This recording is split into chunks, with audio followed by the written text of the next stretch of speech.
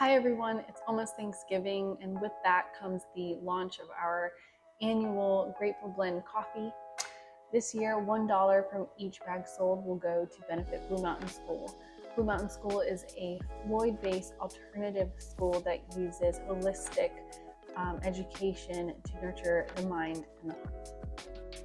This coffee is perfect for crisp autumn mornings, a family feast, or my personal favorite, an after dinner coffee with a sweet treat.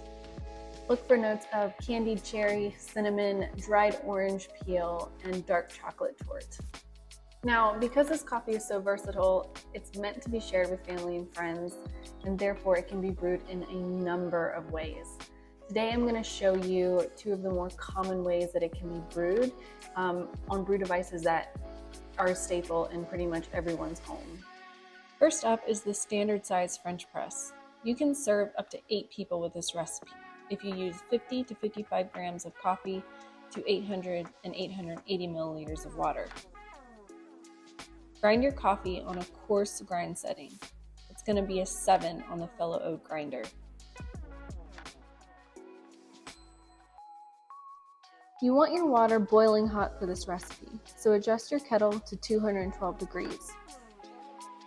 Bloom for 30 seconds with enough water that is about double the amount of coffee you are using.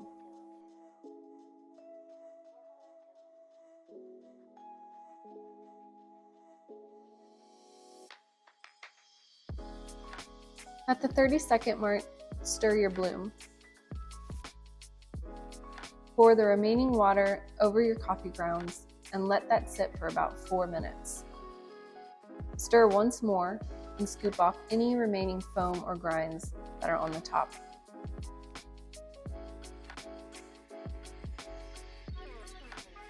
After an additional 5 minutes, when you've really let all those grinds and coffee particles settle to the bottom of the coffee press, plunge your French press slowly as not to disrupt the grinds at the bottom. Pour and serve. You'll notice a very clean cup of coffee with little to no sediment on the bottom.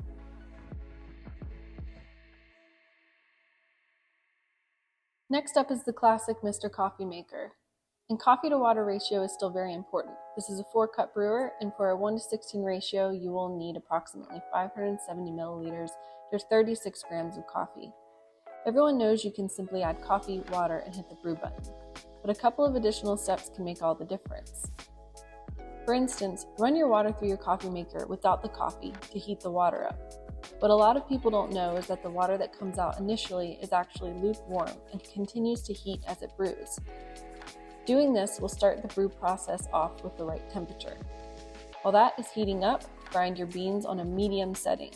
That's a 3 on the fellow oat grinder. Once your water is hot, you can begin your brew. Now, while this does not give an opportunity to bloom your coffee, you can manually do one by hitting start, and after a few seconds, stop the brew and wait 30 seconds to start your brew again. The coffee bloom is so important as it lets carbon dioxide escape and improve a coffee's flavor in 2 ways. First, carbon dioxide has a sour taste. If grounds are not allowed to bloom before brewing, the gas will infuse a sour taste into the coffee. Second, carbon dioxide repels water, which interferes with the brewing process. Once your coffee is finished brewing, serve and enjoy.